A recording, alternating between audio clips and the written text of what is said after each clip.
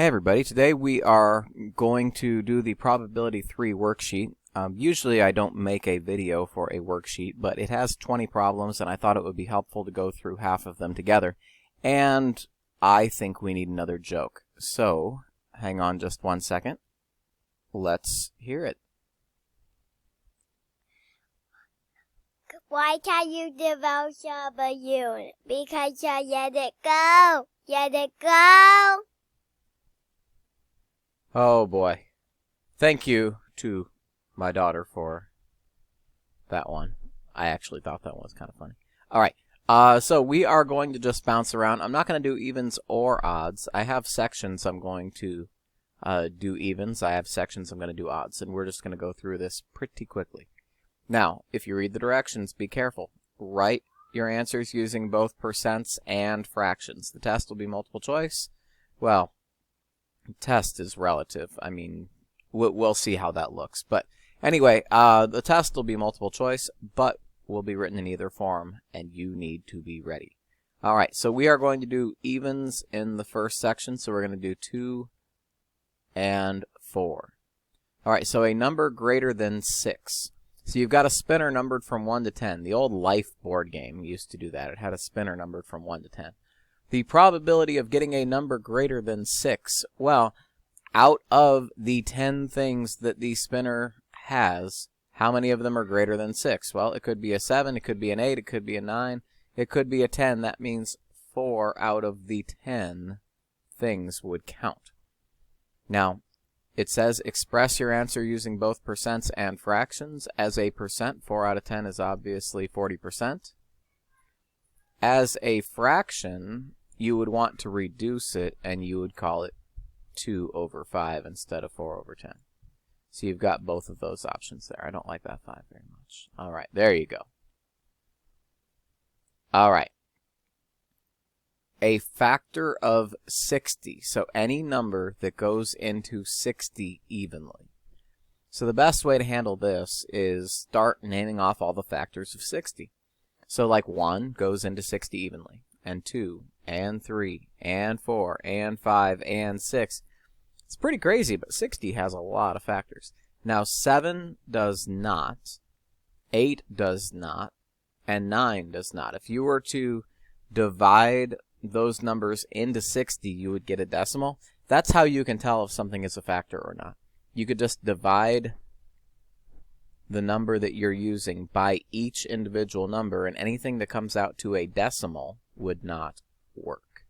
Anyway, so 7 is out, 8 is out, 9 is out, but 10 is good. So out of the 10 possible things that you could spin, 7 of them would be factors of the number 60. Now, the good news for you is that that number does not reduce, which means we can stop and leave that there and then just go right to the percent, which would be 70%.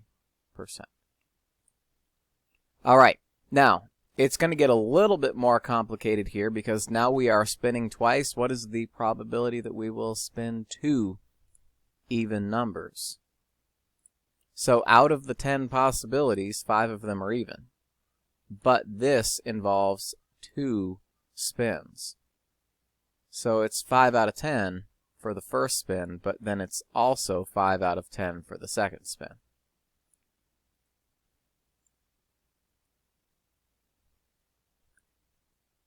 Now, real quick, I do want to note, and this is something that we talked about yesterday, these are independent events. It's not like if you spin the number 6 the first time, you can't spin the number 6 the second time. You could spin the same number 5 times in a row. It's not like as soon as you spin it, that number goes away. So these are examples of independent events, which is why the number at the bottom did not change. It stayed 5 out of 10 both times. Now, I think it might be easier to reduce each one first, and we'll just call it 1/2 times 1/2. 1 times 1 is 1, 2 times 2 is 4. The probability of spinning 2 even numbers is 1/4. And as a percent, that would be 25%.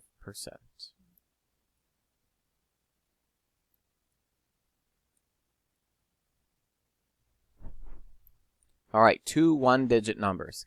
So if you're thinking about a spinner numbered from 1 to 10, there's actually only one number that isn't a one-digit number. So that means out of the 10 possibilities, 9 of them would actually count as one-digit numbers. So you do 9 over 10, and then the second spin would also be 9 over 10. And then you would multiply. 9 times 9 is 81, 10 times 10 is 100. Which would also be known as 81%. All right. Let's go on to the tougher sections here. Now we're going to move on to the bingo ball section. And so this one is a little bit tougher because now we're talking about numbers from 1 to 75. If you've ever seen an old bingo machine, it goes from 1 to 75. Okay, what is the probability that you will draw an odd-numbered ball? Okay. Now this one is a little bit tricky here. The reason it's tricky is because there are actually different numbers of even-numbered balls and odd-numbered balls. You know, if the machine went from 1 to 100, you could just say, oh, well, there are 50 evens and 50 odds. In this particular machine, if you went from 1 to 75, 1, 3, 5, 7, 9, 11, 13, you'd have to keep counting, or you could use a little bit of common sense and divide this number by 2. So 75 divided by 2, because about half of them are going to be even, about half of them are going to be odd. Now you would end up getting 37.5. So the question is, what does that actually mean? Well, the first number is odd. The last number is odd. So what that means to me, there are more odds in the machine than evens. So that means there are 37 evens and 38 odds. Okay, now if you actually went through and counted, you'd end up figuring it out, but I'm just trying to explain to you where my logic came from.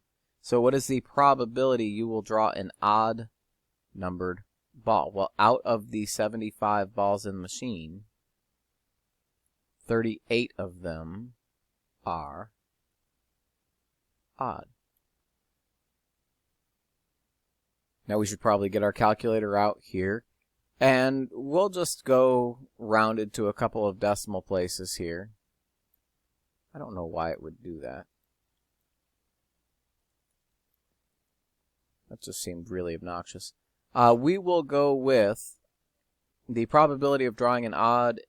We are going to go with 50 point. We'll just go one decimal place instead. We'll just make that kind of a thing for this worksheet, is going one decimal place, 50.7%.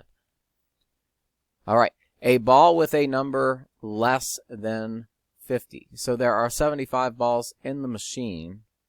We're looking for the probability that the number we draw will be less than 50. So how many numbers in the machine are less than 50? How about 49?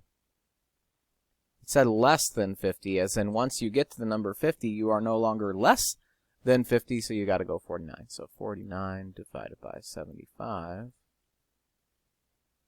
I don't know why it's doing that. That is really annoying.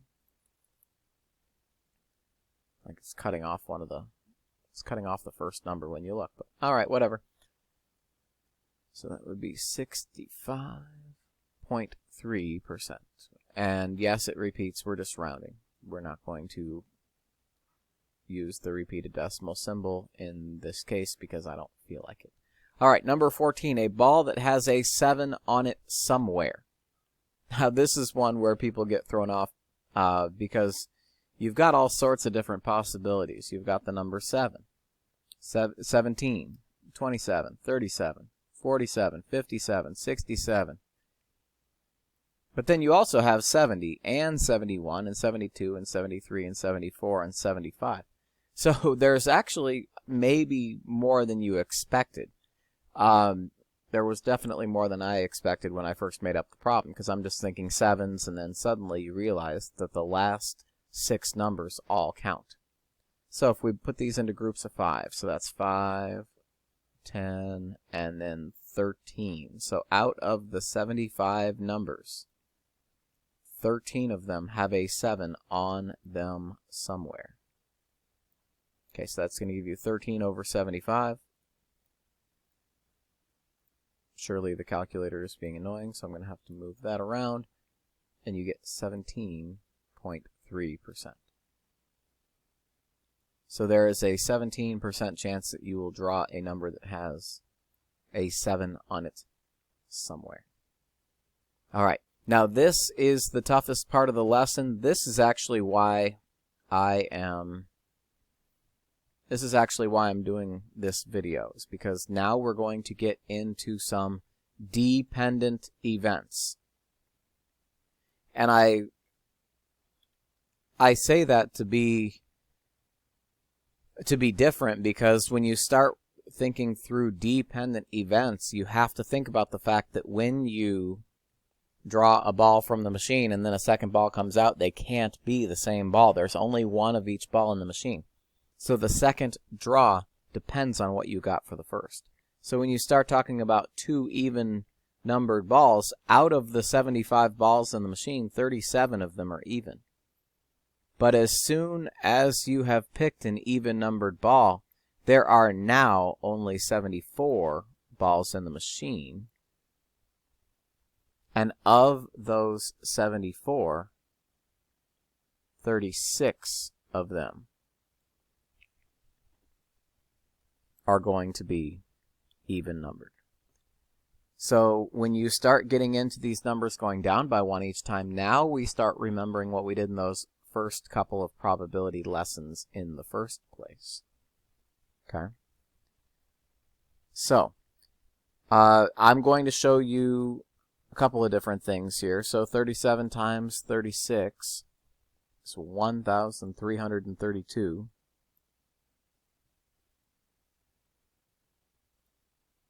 This is going to be just awful to reduce, so I'm going to highly recommend that you get a calculator out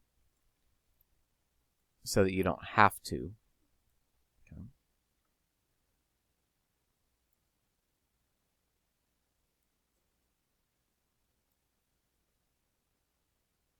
Ooh, boy, that is pretty awful looking. All right, so it turns out if you wanted to reduce this thing, and I'll actually show you here, there's going to be something crazy, and some of you may have noticed based on the way the problem was set up, it actually turns out it doesn't reduce badly this time. You get 24%.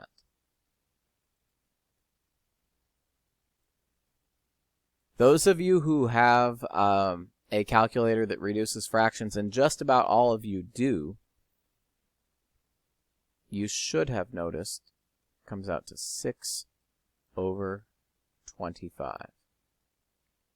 Now, if you did not have a calculator that reduces fractions, just remember 24%, 0.24, is the same as 24 over 100, and then you could just look at that fraction and reduce it by asking yourself, is there a number that goes into 24 and 100 evenly? And the number is 4. So when you divide the top number by 4, you get 6, and when you divide the bottom number by 4, you get 25. So it's not that it can't be done, it's just kind of a pain. The other option that would have made things a little bit easier right off the bat, if you had wanted to go this route, would have been to notice that 37 divided by 74 reduces to 1/2. So I've actually showed you 3 different ways. The truth of the matter is I don't really want you to do any of them. I'd rather you just use a calculator. All right, 2 more together. 2 balls numbered from 1 to 15.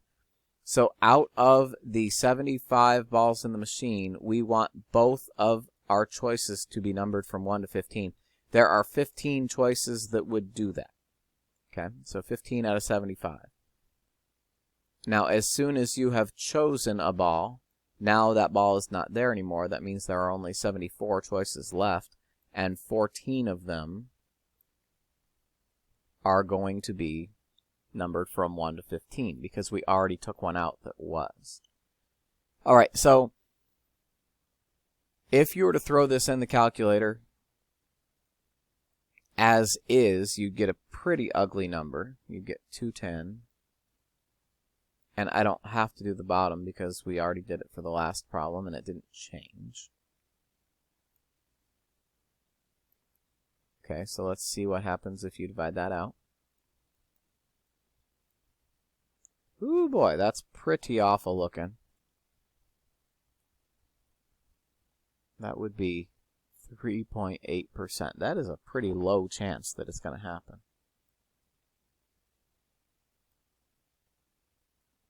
All right. So if you take that percent and then you compare it to the fraction, you try to figure out, well, how did that happen? What is the answer if we wanted to give a reduced fraction answer? We would need to figure out what the biggest number is that goes into both 210 and 5550 and then just divide. When I'm looking at it, obviously 10 would work. It turns out, if we want to save ourselves some time, I'm just going to spoil it for you. The number that goes into both would be 30, and 210 divided by 30 would just be 7. And then 5550 divided by 30 would be 185. Okay, so there, I kind of spoiled it, but there you go. All right. Last one of the day that we're going to do together, 2 balls with a number greater than 5. So that means everything higher than a 5. Now, since the machine goes up to 75, there are actually 70 balls in the machine that come out to a number greater than 5. As soon as you have chosen one of them, now you have one less choice for the top and for the bottom. So, if you were to multiply all this out, you would get the exact same bottom number that you keep getting over and over and over again. And then on the top, you would get 4,830.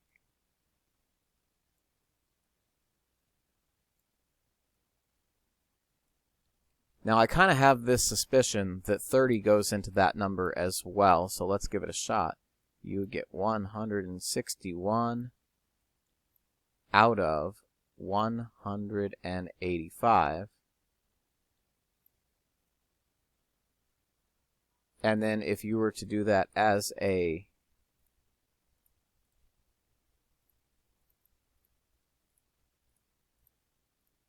there you go. If you were to do it as a percent, you would discover there's a really good chance of it happening. There's actually an 87.0% chance of that happening. Which makes sense because, I mean, chances are if you pick 2 balls out of the machine, they're going to be greater than 5. All right, so what I want you to do is work on every numbered problem that I did not do with you. So that would be just kind of bouncing around. Some of them are odds, some of them are evens. We did 10. You need to do 10. I hope this helps give you a little bit of a jump start, and have a great day.